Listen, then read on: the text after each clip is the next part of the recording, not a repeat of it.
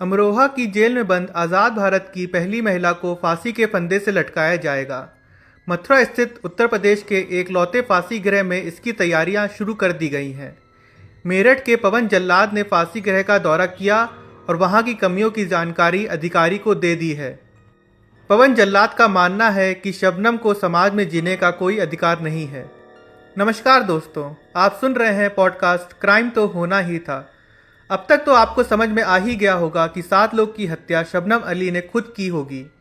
मैं आपका होस्ट कौशिक आज के पॉडकास्ट में बताऊंगा कि शबनम ने ऐसा क्यों किया। शबनम को गांव के पाशवी फेल सलीम से प्यार हो गया। दोनों परिवार से छिपकर एक दूसरे से मिलने लगे। फिजिकल रिलेशन बना और शबनम प्रेग्नेंट हो गई। प्यार की बात शबनम के परिवार तक पहुंची तो पिता शौकत के अलावा दोनों भाइयों ने भी ऐतराज जताया।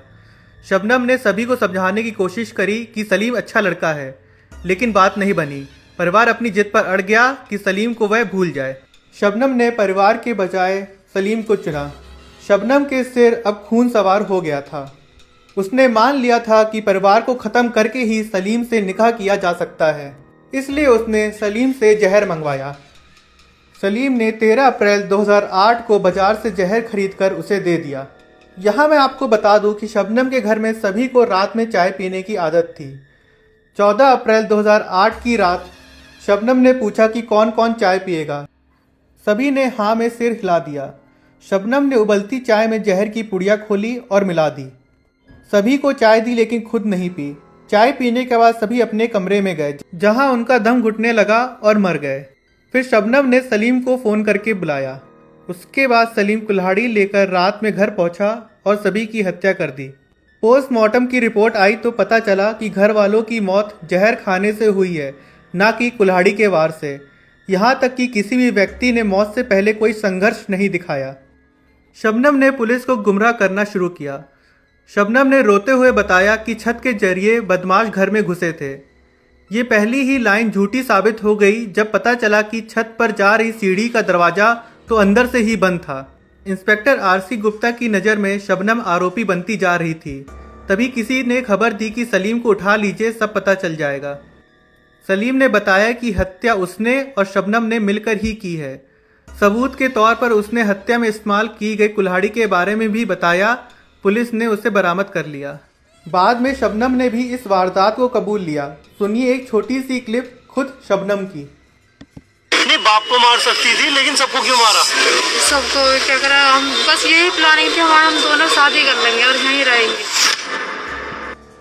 कोर्ट ने इस अपराध के लिए शबनम को फांसी की सजा सुनाई। शबनम डिस्ट्रिक्ट कोर्ट से लेकर सुप्रीम कोर्ट और फिर राष्ट्रपति के पास तक गई, लेकिन कहीं भी माफ़ी तक नहीं मिल सकी। मैं यहाँ एक और क्लिप चलाना चाहूँगा। ये शबनम के बच्चे की है, जो राष्ट्रपति से अपने माँ शबनम के लिए माफ़ी की गुहार लगा रहा है। आपने क्या महामहिम से अपील की है और क्यों की है बेटा? मेरा नाम मोहम्मद ताज है और मैं यहाँ पे 7 साल से हूँ। और मैंने प्रेसिडेंट अंकल जी से ये अपील की है कि वो मेरी माँ को फांसी ना दें, क्योंकि मैं उनसे बहुत प्यार करता हूँ इसलिए। तो क्या आपको लग रहा है कि प्रेसिडेंट सर आपकी अपील पर अपनी मोहर लगाएंगे? ये तो उनकी मर्जी है। वैसे अगर बड़े से कोई बात कहते तो बच्चों की बात को मान लेता है। तो ये थी शबनम अली की कहानी, जिनके घर में 7 लोगों की हत्या हो गई। अगर ये पॉडकास्ट आपको पसंद आया हो तो इसे अपने दोस्तों के साथ शेयर करें और पॉडकास्ट क्राइम तो होना ही था इसको सब्सक्राइब करें।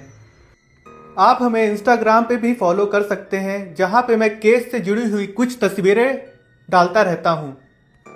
इंस्टाग्राम का हैंडल मैंने इस पॉडकास्ट की डिस्क्रिप्शन में दे रखा है। अब मैं आपसे अलविदा चाहूँगा, आपका होस्ट कौशिक।